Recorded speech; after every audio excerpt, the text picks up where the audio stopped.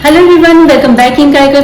तो आज के थंबनेल से आप लोगों को पता तो चल ही गया होगा कि मैं आज किस टॉपिक को लेकर के आई हूँ। तो आज मैं आप लोगों को बताने वाली हूँ कि कम से कम बजट में आप अपना पार्लर कैसे ओपन कर सकते हैं। बहुत सारी रिक्वेस्ट थी आप लोगों की कि कम से कम बजट में कैसे पार्लर खोला जाए, तो मैं आज इसी टॉपिक को लेकर के आई हूँ। तो यदि आप भी चाहते हैं कम बजट में पार्लर खोलना, तो आज का वीडियो आप लोग के लिए है। आप लोग आज के वीडियो को बगैर स्किप किए पूरा देखिएगा और अच्छा लगेगा तो एक कमेंट और लाइक तो जरूर कर दीजिएगा और उन लोगों के साथ भी शेयर कीजिएगा जो लोग कम बजट में पार्लर खोलना चाहते हैं। और आज की वीडियो में मैं बहुत सारे टिप्स और ट्रिक्स भी देने वाली हूँ। तो आप लोग सोचेंगे कि कैसा टिप्स और ट्रिक्स, इसमें कौन सा टिप्स हो सकता है। तो इसमें भी टिप्स है, बिजनेस टिप्स है, बिजनेस ट्रिक्स है, जिससे कि आप कम बजट में पार्लर खोल रहे फिर भी आपका पार्लर स्टार्टिंग टाइम से ही बहुत अच्छे से रन करेगा।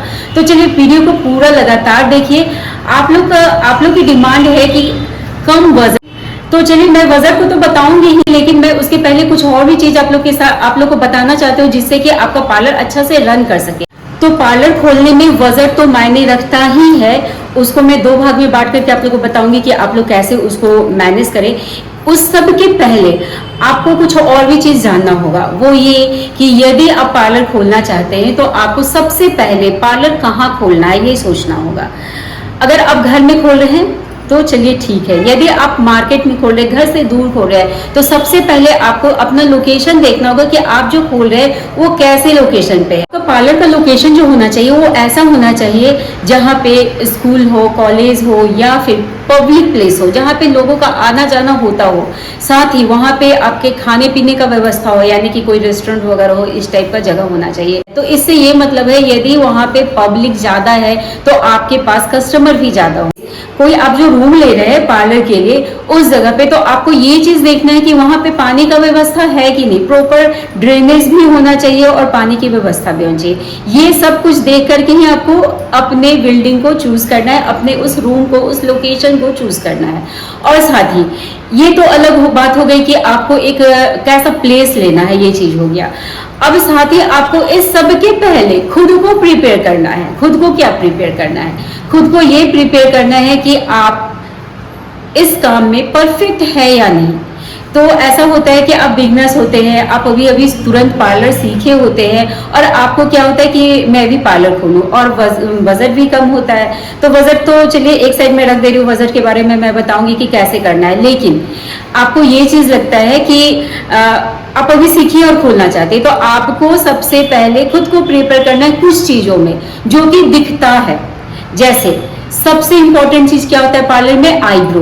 तो आईब्रो में आपको परफेक्टनेस होना चाहिए, क्योंकि वो एक बहुत ही महीन और बहुत ही इंपॉर्टेंट चीज होता है हर एक क्लाइंट के लिए। क्योंकि उनके आईब्रो से एक भी बाल निकल जाए, एक भी कम ज्यादा हो जाए, तो वो हैप्पी होके नहीं जा सकती हैं और उसके बाद वो दोबारा नहीं आएंगी। तो आपको ऐसे अपने आप को परफेक्ट रखना है कि वो आपके पास दोबारा आए। तो इसके लिए आपको कुछ चीज जो ऐसा है जो कि दिखता है वो आपको एकदम परफेक्टनेस से आना चाहिए। जैसे कि आईब्रो, जो मैं बताई कि आईब्रो आपको बहुत ही अच्छे से आना चाहिए। ब्यूटी पार्लर जो होता है उसमें क्या है, हम लोगों को ऑलराउंडर होना पड़ता है। ऐसा नहीं है कि आप सिर्फ एक चीज कर लीजिएगा तो आपका पार्लर चल जाएगा। आपको आईब्रो भी करने आना चाहिए, आपको कटिंग भी आना चाहिए, आपको फेशियल भी आना चाहिए, आपको सब कुछ आना चाहिए जो भी एक पार्लर के अंदर होता है। और अभी आप बिगनर्स है और आप पार्लर खोलने जा रही, तो हो सकता है कि आप स्टाफ हायर ना कर पाए, तो आपको क्या करना पड़ेगा, खुद को परफेक्ट करना पड़ेगा। ये चीज सबसे इंपॉर्टेंट है, ये चीज आप जान लीजिए। फिर बजट अलग चीज है। आप यदि वर्क अच्छा कर रहे तो आपके पास क्लाइंट आएंगे ही आएंगे। तो मैं क्या बोल रही थी कि किस किस चीज में परफेक्ट होना जरूरी है। जैसे आईब्रो हो गया, ये जरूरी है इसलिए क्योंकि वो दिखता है। अगर आप कटिंग करते हैं, थोड़ा बहुत कम ज्यादा हो जाता है, चल जाएगा, नहीं पता चलेगा, आप उसको मिला सकते हैं। बट आईब्रो में कम ज्यादा हो जाता है, बहुत मुश्किल काम है। उसी तरह से फेशियल में भी यदि आपका कम ज्यादा हो जाता है तो आप काम कर लेंगे, क्लाइंट को नहीं पता चलेगा, या फिर पता भी चलता है तो उन्हें आप समझा सकते हैं, वो भी मान जाएंगे। लेकिन आपको आईब्रो परफेक्ट होना चाहिए। दूसरा चीज, आपको मैनेजमेंट आना चाहिए कि आप किस तरह से अपने क्लाइंट के साथ बातचीत करें, आप अपना व्यवहार बहुत अच्छा रखेंगे तो भी आपका कभी कभी क्या होता है कि बिगनर्स जब होते हैं, जब स्टार्टिंग टाइम हमारा पार्लर ओपन होता है तो हमसे कुछ गलतियां हो जाती है क्योंकि बहुत ज़्यादा एक्सपीरियंस नहीं होता है। तो उस समय आपको क्या करना पड़ेगा, अपने आप को बहुत ही अच्छे से कस्टमर के साथ पेश आना पड़ेगा, बहुत ही पोलाइटली रहना पड़ेगा। फिर क्या होता है कि यदि आपसे कोई गलती भी हो गई तो आप कह सकते हैं कि कोई नहीं मैम, आप नेक्स्ट टाइम आइए, मैं अच्छा सर्विस दूंगी। तो इस तरह से करके आप काम कर सकते हैं। तो ये कुछ चीज़ें हैं जिसको आपको ध्यान रखना है। इसमें यदि आप परफेक्ट है देन आपका पार्लर बहुत ही अच्छे से चल सकता है। एक और चीज़ मैं आप लोग को बताना चाहूँगी कि यदि आप मैरिड है या फिर अनमैरिड है, दोनों के लिए आपका टाइम मैनेजमेंट बहुत ही अच्छा होना चाहिए। यदि आपका टाइम मैनेजमेंट अच्छा है तभी आप पार्लर चला सकते हैं। यानी कि यदि आपको जो कुछ भी करना है, जो भी करना है, दैट मीन्स यदि आप टाइम अपना रखते हैं पार्लर का कि मुझे 10 से 7 रखना है, 10 से 5 रखना है, 11 से 5 रखना है, जो भी रखना है आप फिक्सेशन रखें स्टार्टिंग से ही। यदि आपको वीक में एक दिन छुट्टी लेना है वो भी फिक्स रखें। जो भी कुछ करना है आप स्टार्टिंग में जो करेंगे ना वो आपके आसपास के लोगों के यानी कि आपके क्लाइंट के दिमाग में बैठ जाता है कि हाँ भाई इस पार्लर में तो एक दिन छुट्टी रहता है तो उस दिन तो जाना नहीं है, या इसका टाइम ये है तो इसी टाइम पे जाना है। तो इस चीज को आपको करना है। यदि आप मैरिड है तो आपको ये भी मैनेजमेंट करने आना चाहिए कि आप घर को और अपने पार्लर को कैसे मैनेज करें। तो ये सारा चीज को टाइम मैनेजमेंट आपका बहुत ही अच्छा होना चाहिए, तभी आप एक पार्लर को अच्छी तरह से रन कर सकते हैं, स्टार्टिंग से अच्छा ग्रो करवा सकते हैं। अब चलिए मैं आ जाती हूँ बजट पे, जो कि आप लोग का मेन टॉपिक था कि कम से कम बजट में कैसे काम का शुरुआत किया जाए, कैसे पार्लर को ओपन किया जाए। तो बजट को मैं 2 भाग में बांट दी हूँ। 2 भाग में बांटने से आप लोग को बहुत ही अच्छी तरह से समझ में आ जाएगा कि किस तरह से आप कम से कम पैसे में पार्लर को ओपन कर सकते हैं। तो बजट को मैं 2 भाग में बांटी हूँ। एक भाग जो है वो बिल्डिंग प्लस इंटीरियर और एक जो है वो है प्रोडक्ट। अब बिल्डिंग प्लस इंटीरियर जो है, यदि आपका बजट अच्छा खासा है आप बड़ा सा रूम ले सकते हैं, आप इंटीरियर बहुत ही अच्छा कर सकते हैं, लाइटिंग वाइटिंग सब कुछ बहुत ही अच्छा कर सकते हैं। तो इसमें आपका बजट कुछ भी जा सकता है, आप 1 लाख से लेकर 10 लाख तक भी जा सकते हैं। तो ये आपके ऊपर डिपेंड करता है। और अगर जिनका जीरो पे है कि मैं बिल्डिंग और इंटीरियर पे खर्च नहीं करूंगी, वो वैसे लोगों के लिए भी मेरे पास है कि यदि आपके पास बिल्कुल नहीं देना है, बिल्कुल भी खर्च नहीं करना है इंटीरियर पे और बिल्डिंग पे, तो हो सकता है कि आप जहां रह रहे हैं आप अपने बिल्डिंग में ही एक रूम, छोटा सा कॉर्नर भी निकाल सकते हैं, जिसमें कि आप सिंपल सा एक मिरर अपने दीवार पे फिक्स कर लीजिए और एक चेयर जो कि एकदम कंपल्सरी है, एक चेयर जो कि आपका पार्लर चेयर होता है वो एकदम कंपल्सरी है। ये आपका मेन बजट है जिसमें आपका पैसा जाएगा प्रोडक्ट वाले में, कि एक मिरर और एक चेयर। और बाकी जो है जिनका बजट ज्यादा है उनके लिए बिल्डिंग भी अच्छा ले लीजिए, इंटीरियर अच्छा करवा लीजिए, फ्लोरिंग अच्छा करवा लीजिए, लाइटिंग अच्छा करवा लीजिए, बहुत कुछ है और बहुत ही अच्छे से आप ये चला सकते हैं। एसी लगवा लीजिए। लेकिन जिनका बजट नहीं है वो एसी बगैर एसी का भी कर सकते हैं, फैन से भी स्टार्टिंग कर सकते हैं। तो इस तरह से इंटीरियर में आप चाहे जितना खर्च कर दे और चाहे तो कम से कम में आप स्टार्ट कर सकते हैं। तो चलिए मैं आप लोग को बताती हूँ कि किस तरह से बजट को मैनेज करना है, किस तरह से आप कम बजट में काम कर पाएंगे। तो मैं प्रोडक्ट्स पे आ जाती हूँ। तो प्रोडक्ट्स में सबसे पहले आप लोग को अपने पार्लर में क्या क्या रखना होगा वो मैं बता देती हूँ, और साथ में बताते चलूंगी मैं कि किस तरह से आप क्या क्या ले और कितने कम बजट में ले, कितना पैसा लगेगा, सब कुछ। तो इसके लिए आपको एक कॉपी और पेन लेकर के बैठ जाना होगा और आप साथ में नोट करते चले जाइए। मैं ऐसे कोशिश करूंगी लास्ट में आप लोग को एक लिस्ट दे दूं, लेकिन आप नोट कर लेंगे तो बहुत ही अच्छा होगा।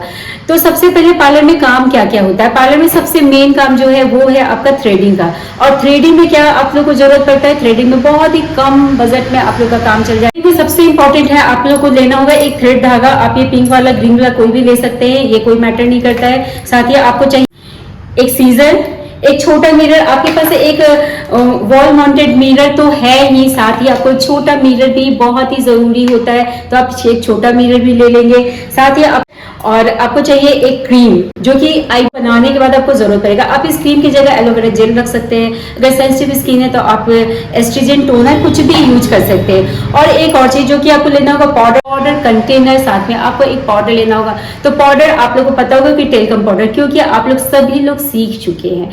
यदि इसमें से किसी का भी प्रैक्टिस कम हुआ है तो आप लोग क्या करेंगे, आप अपनी प्रैक्टिस को कीजिए, साथ ही आप मेरे वीडियोस को देख सकते हैं और किसी की भी वीडियोस को देख सकते हैं। आप यूट्यूब से हेल्प लीजिए, सोशल मीडिया से हेल्प लीजिए और अपने आप को बहुत ही अच्छे से पहले प्रिपेयर कर लीजिए और उसके बाद ही आप काम स्टार्ट कीजिएगा।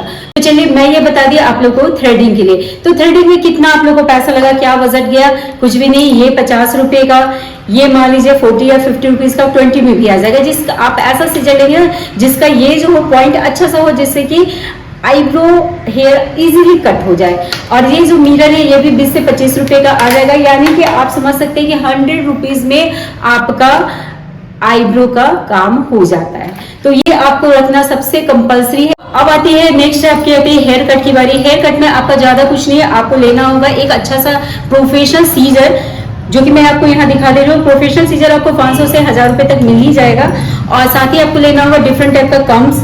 ये मैं कम दिखा रही हूँ, रोलर कम, जो कि आपको हेयर कट के बाद आपको काम आएगा ड्रायर सेटिंग में। तो इसको भी आप एक ले ही लीजिएगा।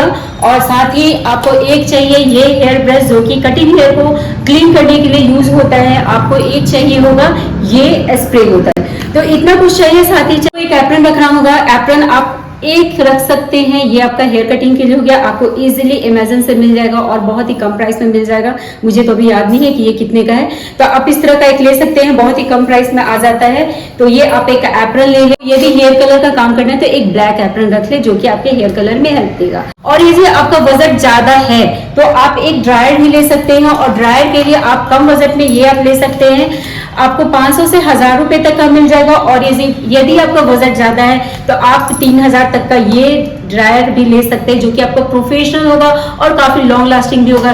तो इस तरह से आप अपने बजट के अनुसार आप जिस तरह का भी प्रोडक्ट लेना चाहे ले सकते हैं। तो आपको हेयर में कितना गया, हेयर में आपका अगर आप कम बजट में जा रहे हैं तो आपका 2000 तक आराम से आपका प्रोडक्ट आ जा रहा है।